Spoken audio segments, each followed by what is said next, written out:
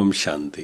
My spiritual brothers and sisters, किसी का प्रश्न आया है कि मुझे बहुत गुस्सा आता है जब कोई मेरी बात नहीं मानता है, तो उस समय हम क्या करें।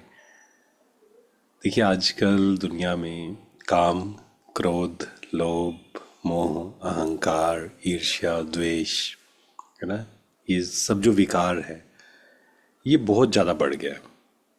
उसका मेन कारण पहले समझना पड़ेगा, तभी हम एंगर से मुक्त हो सकते हैं। इसका मेन कारण क्या है? Body consciousness. एक होता है सोल कॉन्शियसनेस, दूसरा है बॉडी कॉन्शियसनेस।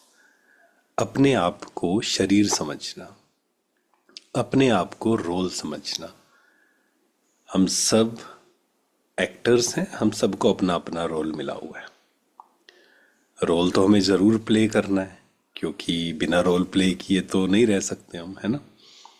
लेकिन रोल कॉन्शियस हो जाना, अपने आप को वो रोल समझ लेना। जैसे एग्जाम्पल अगर हम समझें, एक एक्टर है और वो एक मूवी में मान लीजिए भिखारी का रोल प्ले कर रहा है, और वो ये समझने लग जाए कि मैं ही ये रोल हूं, तो क्या होगा? परेशान हो जाएगा। जैसे आजकल कई एक्टर्स ऐसे होते हैं, मान लीजिए किसी ने मेंटली डिस्टर्ब पर्सन का रोल किया, तो कई बार उनको 1 महीना 2 महीना वहां से वापस आने में लगता है ना। क्यों? क्योंकि वो इतना इन्वॉल्व हो जाते हैं उस चीज में।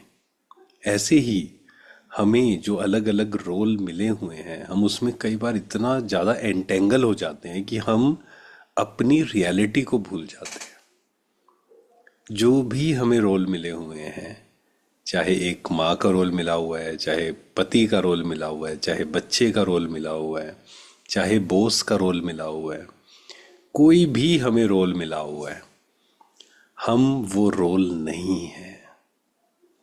जैसे ही हम रोल कॉन्शियस होंगे, गुस्सा भी आएगा, दुखी भी होंगे, परेशान भी होंगे।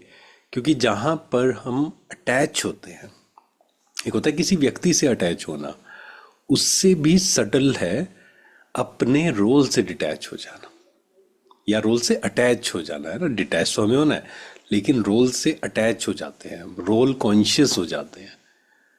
तो फिर मान लीजिए एक माँ है, अब बच्चा जब उसकी बात नहीं मान रहा है तो माँ कहती है मुझे गुस्सा आएगा ही। एक बॉस है, उसका एम्प्लॉय उसकी बात नहीं मान रहा है, उसके अनुसार नहीं चल रहा है, वो कहेगा मुझे तो गुस्सा आएगा ही।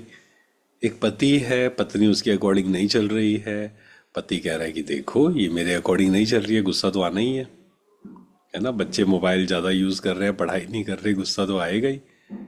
गुस्सा तो नॉर्मल है। क्यों हमने इसको नॉर्मलाइज कर दिया? क्योंकि हम रोल कॉन्शियस हो गए। हमें इससे डिटैच होना है। किसी को भी अगर गुस्सा खत्म करना है, हमने भी इसी प्रकार से अपने गुस्से को खत्म किया। ऐसे ही हजारों लाखों लोगों के जीवन से गुस्सा खत्म हुआ है। किस प्रैक्टिस के साथ, मैं आपके साथ शेयर करता हूँ।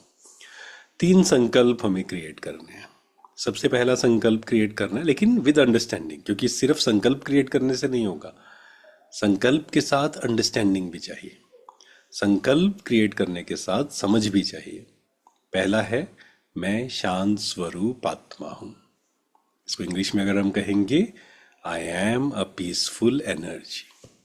अब इसको समझना है थोड़ा सा, क्योंकि बिना समझे अगर हम रिपीट करते रहेंगे तो उसका इफेक्ट तो होगा, लेकिन जो इफेक्ट हमें चाहिए, जो फायदा हमें चाहिए, वो नहीं होगा, जो बेनिफिट हमें चाहिए। तो ये समझना कि शांति, पीस, मैं शांत स्वरूप आत्मा हूँ। ये शरीर अलग है, ये शरीर एक कॉस्ट्यूम है, हमें ये शरीर मिला हुआ है, हमें अलग अलग रोल मिले हुए हैं। दिन भर हमें अलग अलग रोल प्ले करने हैं, पर कैसे करने हैं? शांत रहकर। और आज से एक लाइन बोलनी बंद करनी है हमें।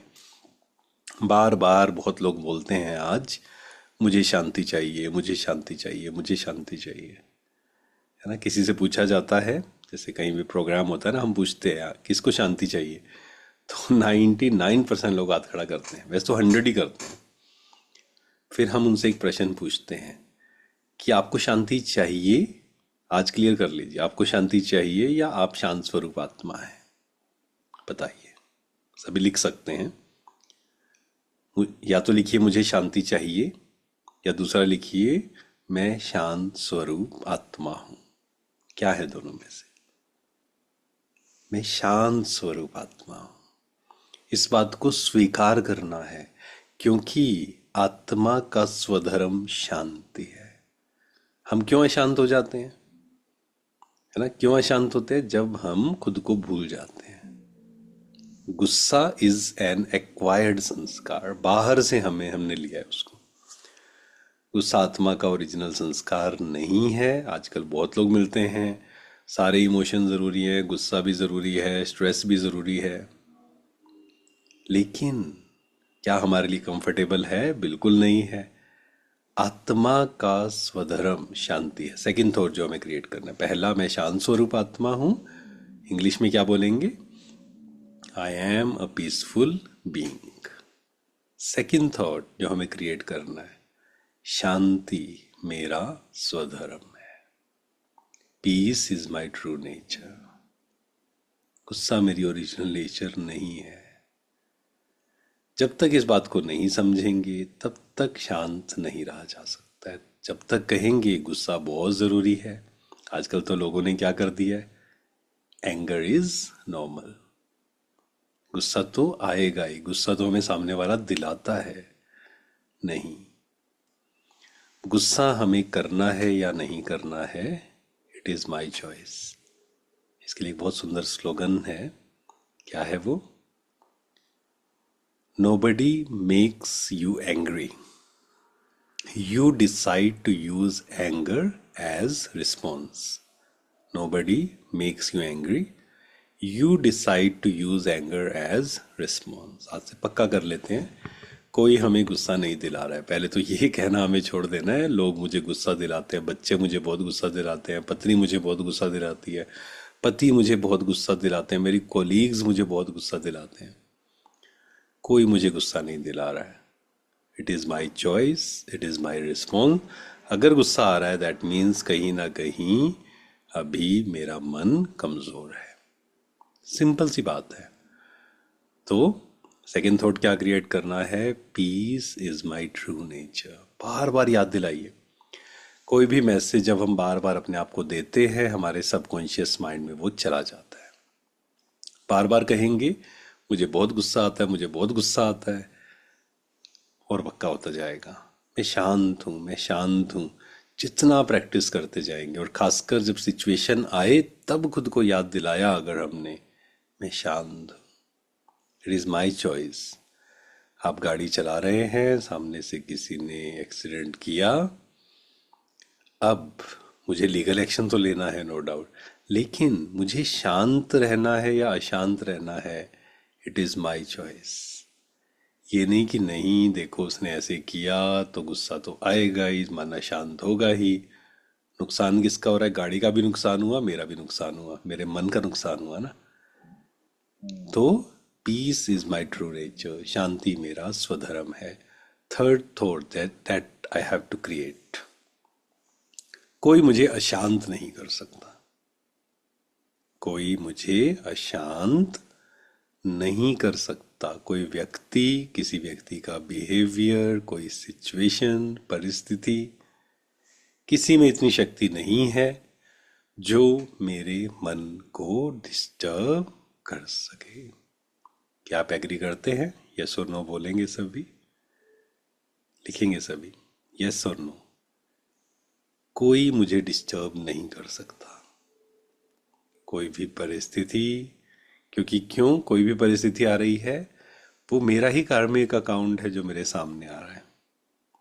लॉ ऑफ कर्मा को समझना बहुत ज़रूरी है। यहाँ पर वहाँ से कोई सिचुएशन आई, लेकिन मैंने क्या फील किया, मैंने कैसे उससे डील किया, वो मेरा कर्म बनता है।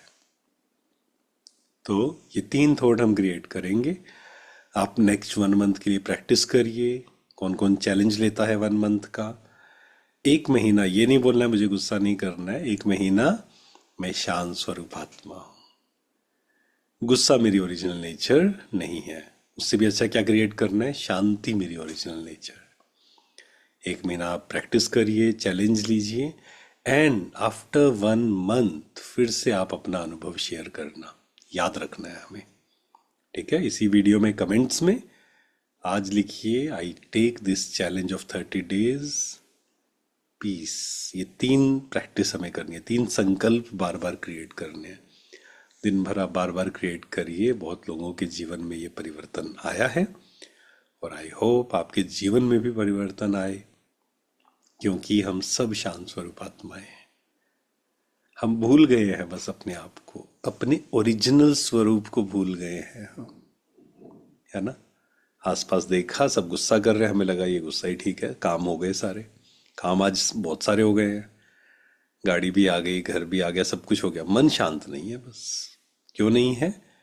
क्योंकि हमने गुस्से को क्या कह दिया, नॉर्मल। स्ट्रेस को क्या कह दिया, नॉर्मल। जेलिसी को क्या कह दिया, नॉर्मल।